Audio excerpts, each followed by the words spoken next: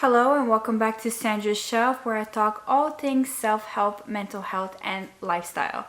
So today I wanted to talk about quarter life crisis. And that's not because I just cut my hair and cut my bangs. That is not relevant to this video, okay? I just felt like doing it, and I love changing my hairstyle every so often, as you guys know. But what I do want to talk about is quarter life crisis, everything it entails, and the 4 things you can do to get out of feeling stuck and feeling like you're in a quarter life crisis. So chances are when you're in your 20s, somewhere around the beginning or maybe the middle or maybe even the end of your 20s, you might feel like you're stuck. You might feel like you're in crisis mode, and crisis mode can actually lead to a lot of different things that are uncomfortable, that are unforeseen, and sometimes even never experienced before. Things like stress, anxiety, depression. Now for me, this makes sense because the more we live life, the more we experience life, the more years that we're here on earth, the more we're going to see and experience different things, and the more, we have to get prepared to go through the lows and the highs of life, right? It could be before your 20s, you lead a very structured and very sheltered or very protected and safe life and environment, and it could be that it's harder for you to navigate your 20s because now you are going out there into the world. Now you have to decide what you want to do. You have to maybe move out, you maybe have to leave the country to go to a different state, or maybe you have to leave your home to go to a different state or a different country to pursue your studies or to pursue your dream job, right? And all of these things will arise different emotions and different reactions in you, and can and might and most likely will cause some kind of crisis. It can be a small crisis, it could be a bigger crisis, and sometimes even the crisis is not all that bad, and that's one thing I want you to remember. But for a lot of us, it can feel like we're left behind. It could feel like we haven't figured everything out. It could feel like we're a failure, that we don't know what's coming next, what we should do next. And simply put, there could just be a lot of uncertainty around your 20s. Now on top of that, some unprecedented event can happen, like a pandemic, like losing a loved one, and many other things like money issues, collecting debts, and all that. So when you get older, you have more responsibilities and you have to face different and harder experiences. Now, it's not per se a bad thing, but it's not per se a good thing, right? The key here in my experience is just to allow these things to happen, because you have sometimes no control in these matters, and sometimes you just have to take a step back and just reflect and see and witness and feel what you're feeling before you can move on, and before you can address the situation, and before you can make different choices. In my personal experience from my life, crises are not always a bad thing. Sometimes they actually ignite a fire in you. Sometimes they make you realize what serves you, what doesn't serve you anymore. Sometimes it just changes your path completely, and sometimes it even changes you completely. And these are all things that at the end of the day we become grateful for. So if you're going through it right now, it might not feel like it's going good, it might feel like it's the end of the world, but you're going to push through, you're going to come out of it, and you're going to realize different things about yourself, about the world, about your environment, maybe even about your career path, your relationship, and even different relationship towards your body, towards aging, towards stress, towards fear, towards money, towards all kinds of things. And these are reflections and experiences we should embrace, even through the good and the bad times. Having said that, let's go to the 4 things you can do to help you navigate your quarter life crisis. First things first, let yourself explore. It is very common to change your mind in your 20s. It's common to change where you live. It's common to change your career path. It's common to change your major at school. It's so common that people forget that change is welcome. Change is an opportunity to explore different things about yourself, about the world, and about your interests. Now, change through exploration is even more crucial if you feel stuck. Okay, when you feel stuck, down on your luck, you don't know what else to do, you have no idea, everything seems so far away, everything seems so unachievable, everything seems hopeless, this is exactly when you should drop everything for a bit, go out, explore, go take a trip, go take a walk, go watch different things, go study different things. Like I was at some point when I was finishing my master's, I felt so stuck, and I felt like it wasn't gonna end because I was finishing my master's during the pandemic. and I just didn't want to do anything. I felt really stuck. I felt burned out. And you know what I did for a week or two? Every day I spent an hour learning Italian on Duolingo. Like, the idea just came to me, and it was like, I spent like 16 hours a day doing work, research, writing papers, and that 1 hour a day when, I would normally just veg out, not do anything, just spending that 1 hour learning Italian, like as if like I was going to Italy in 2 weeks, made everything better. It made me push through, and it made everything feel worth it, although it had nothing to do with what I was doing. I was doing a master's in French literature, completely different, but still, just the idea of learning a new language just because I felt like it made me see things and feel things differently, and made me feel like maybe what I want to do is travel in my lifetime. Maybe I don't want to continue school. Maybe I don't want to become a professor. Maybe I don't want to do this. And so just doing something new and exploring different things can help you out of a crisis, and can shift your mind and open different paths for you and help you get unstuck. Now, on the topic of exploration, another thing that I recommend doing would be to journal or to dump all your thoughts, everything that you've been holding back, everything that feels confusing. Just dump it all, explore, see what's bothering you, what's nagging at you, and what you can do. Literally just ask yourself questions, and through these questions and through answering these questions, exploring your true self and exploring what's going on in the moment, not in the future, not in the past. Sometimes even asking yourself questions in the moment can help you uncover a lot. So besides journaling and asking yourself questions, another way to go through this journey of exploration is that you can consume books, listen to podcasts, watch YouTube videos like you're doing right now. The whole point of exploration is taking risk. It's literally, this one path, and you're used to walking this one path every day when you go take your walk, but today you decide to take a risk and take another path that you've never been on and see where it leads. This is exactly the concept of exploration, and this is exactly what I wanted to do for you, to unlock something different, to unlock new paths, unlock new ideas, to literally get you out of this crisis and realize that you're never stuck. You're never stuck. You're only stuck when you tell yourself you're stuck. You're only stuck when you don't allow yourself to explore and to engage with the world. Now, the second thing I recommend doing is to make sure you focus on what you can control and not what you can't control. Obviously, most of you know I love lists and journaling, so this time is like no other. I would make a list of things you know that you can control and a list of things you know you can't control, and it has to be as specific as possible. And now I want to take this further, because sometimes we think we cannot control things, but we can. At other times we think we can control things, but we can't. So what I need you to do is that you need to be really honest, and when you say you can control or can't control something, ask yourself why, and ask yourself how, and ask yourself what changed from before. If you thought you can control your weight loss journey and now you know you can't control your weight loss journey, ask yourself why. Ask yourself what is different, what has changed, and then ask yourself how can you control it, or how can you release it so you don't have to control it anymore. So you just have to keep on digging deeper and really sit down with yourself and be honest, because sometimes we really make that mistake with the things we can and can't control. If you're a person that always have negative self-talk and negative self-belief, like, oh, I can't do this, I can't go there, I can't this and that, I can't figure it out, I can't study, I can't lose weight, I can't fix a relationship, I can't look past my traumas, I can't, then obviously nothing feels like your control ever, because all you're doing is statements with I can't, when really it should be I can. And at the same time, for people that are overachievers and perfectionists, I'm looking at you guys.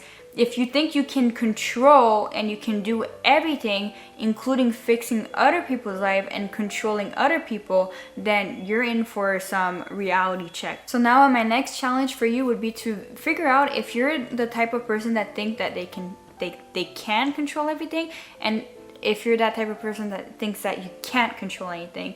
And then one thing I want you to realize, that even the things that you can't control, like the outside environment, a pandemic, your parents, your boyfriend, your girlfriend, whatever, just know that you can control your response to that situation. You can control what you do in response and what you feel in response to those situations that you can't control. And while you're at it, maybe make a list of things that make you happy and don't make you happy. And then reassess what your priorities in life, reassess where are you spending your most energy at. Because I think we should focus on things that make us happy every day, to make us feel grateful, to promote more happiness and mental well-being. However, the things that make us unhappy, instead of keep stating that they make us unhappy, we can take actionable steps to bring them alongside to the happiness line. Just remember, you are the one that gives meaning to your life and meaning to your decisions. Not the world, not your partner,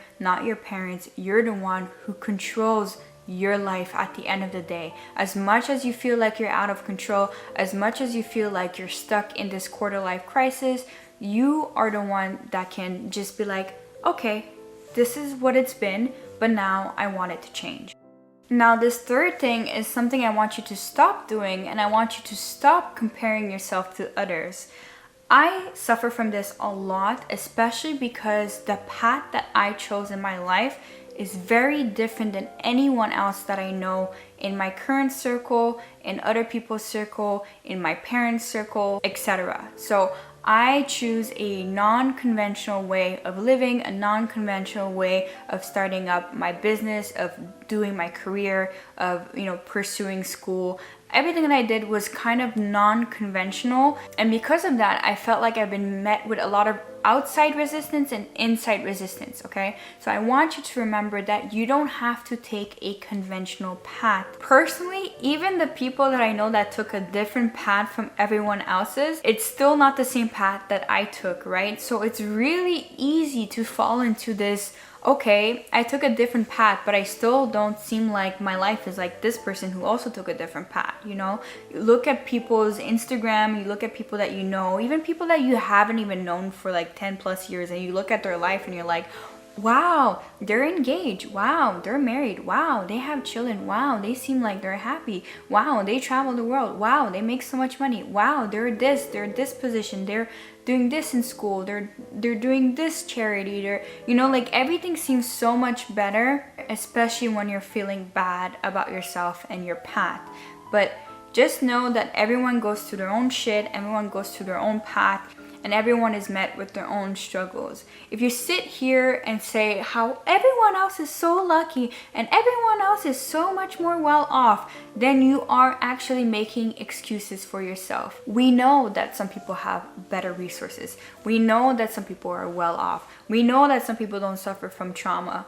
But what are you going to do about it? Are you going to sit here and just keep on complaining and watch your life go by and keep on having a crisis after a crisis? Or are you just going to sit in your crisis for a while, acknowledge why you're feeling this way, acknowledge why you're comparing yourself to others, and then make the decision to stop comparing yourself to others, to lead the life that you want to lead, to be the master of your own thoughts, to be the master of your own destiny, to be the master of your own dreams, and be happy the way you want to be happy, not the way how the neighbor wants to be happy, not the way of the friend from high school that wants to be happy, not the way of your biggest competitor in school wants to be happy. Like, you have to release this comparison with other people. You are not another person. You are not these people. This is something that I realize 100%. Like, I look at my friends, some of them have kids, some of them are married, some of them are in a long-term relationship, some of them are moving out, some of them are traveling, some of them are pursuing a PhD.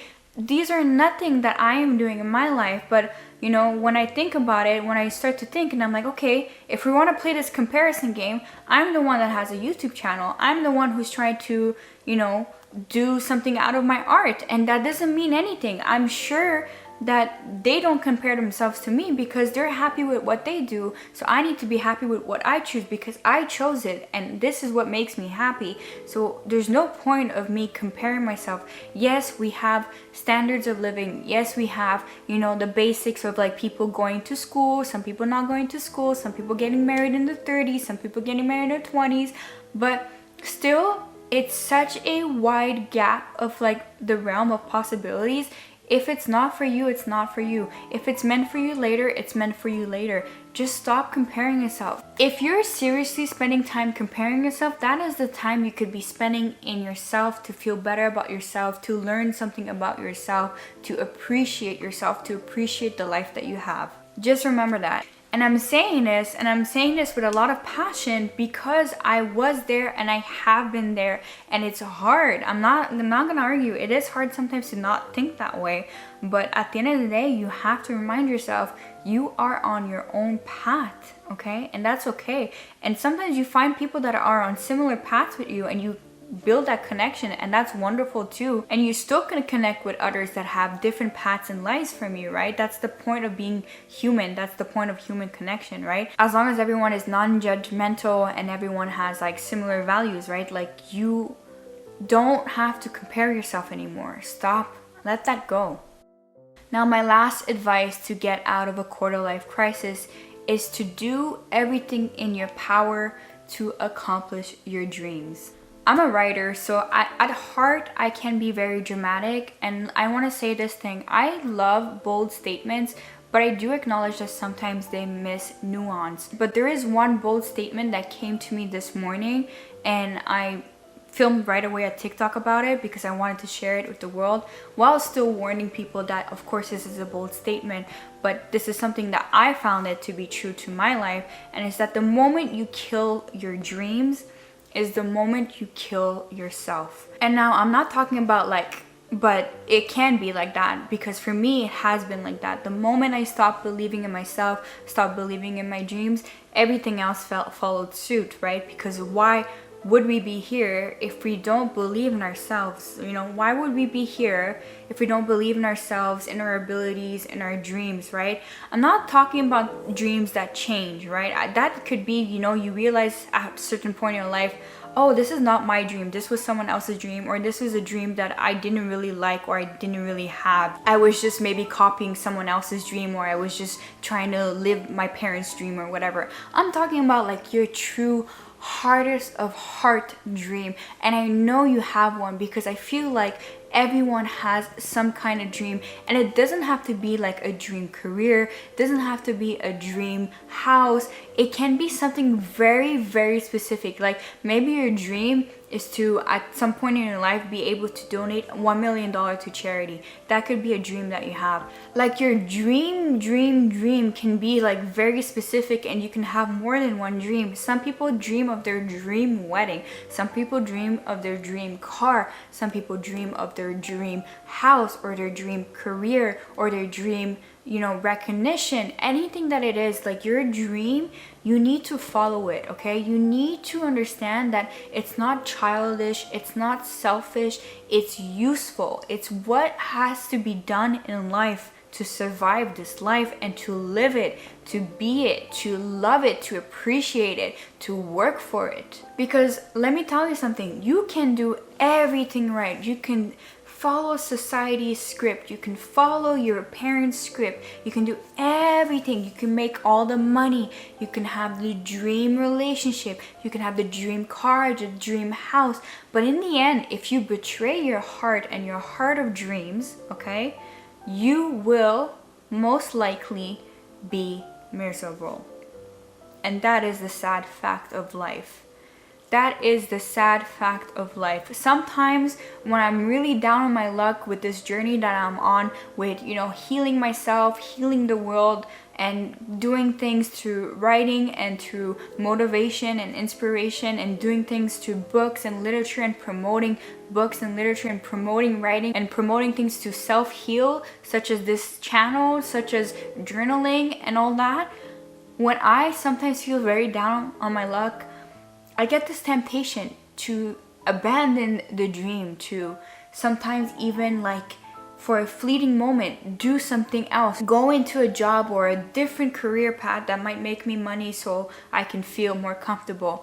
But dreams are not always supposed to be comfortable. However, it is so much more uncomfortable to live a life that you never wanted, okay? It's so much more uncomfortable to live a life that is dreamless.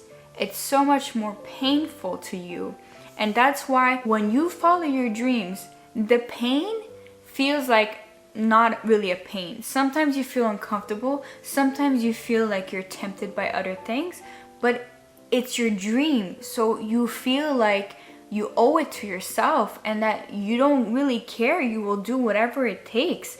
And that's how, even if the path seems unclear, even if the path seems different from everyone else's, when you follow the path to your heart and the path towards your dreams, everything seems like a beautiful path of possibility in life. And if it doesn't, it's because you're still resisting, okay? You're still resisting the idea that you can live your dream or that you deserve your dream. And you need to stop resisting that. And the moment you stop resisting that and you step fully into your dream and you step fully into your knowledge and you step fully into your self-belief, you will see the world is beautiful. Your life is beautiful, and the crisis was just meant to happen, and it's meant to come and go, and you will always find your way because you're always following your heart. Okay, I know at the end there I got emotional, I got a bit sappy, I got a bit passionate, but that's just me, and that's just because I am following my dreams, so I can feel it. And I could feel those times where everyone discouraged me from following my dreams, and when society felt like they were discouraging me from following my dreams, I could feel that breakthrough where I was like, no, this is my dream. And then I could feel that breakthrough that I went when I was resisting my own dreams, my own desires, okay? So I want people to feel that way. I want people to, even when they experience crisis, to know that even if you don't know anything, you know what you truly want deep down. And if you don't, then you have the opportunity to explore. And how beautiful is that? You can explore and become anything tomorrow or after tomorrow. Another thing I want everyone to realize, that even if you follow your dream and you're compelled to a different path, or you're compelled to do things, that is also okay. Like, the nature of living is being able to change and adapt and change and adapt and change and adapt, and just be happy where you are, okay? Just be present in every moment, just be you in every moment. So don't be afraid to that. Don't be afraid to changes. Don't be afraid to adapt. Don't be afraid to follow your dreams. Don't be afraid to expand on your dreams. Maybe your dream leads to another dream. My dream of becoming a New York Times bestselling author has led me to become also a YouTuber, a blogger, a TikToker, all these different things, a freelancer, okay? They're all part of this path that I'm taking towards my dream and my dream life. And that's okay, and that's the beauty of it. So if you're in a crisis right now, just sit in it for a bit, realize that this is normal. A lot of people go to many crises in their lives. It's just the fact that you need to, cultivate your own resources to get out of it, do something new, sit down with yourself, be honest with yourself, realize that you have the power in your life. You have the power to control your reactions, your desires, your dreams. You have the power to pursue everything that you want in your life. Having said that, I hope you found this video useful. I hope you'll try to use some of these advice to navigate your quarter life crisis, or any crisis you're in right now. It can be that you're having this crisis at 18. I know that I had a lot of crises before my 20s, so now I feel like my 20s, although they're hard and every year presents its different challenges, right now, being 26, I feel amazing. I feel like every year is gonna be a good year. I feel like aging is not something I fear anymore, and I feel like I'm so committed and I understand my path so well, and that I'm chasing my dreams no matter what, that I just feel light. I feel lighter. I feel like, coming on this camera and talking is something I used to dream of doing but never could do because I was resisting, didn't feel comfortable in myself, and now I'm like embracing it fully. So I just want other people to go through that. I want other people to find hope even in the dark, and I want people to grab onto their hope, grab onto their dreams, grab onto their heart, and be like, yes, this is what it's like to be alive. I love you guys so much, and I'll see you on the next shelf. Bye!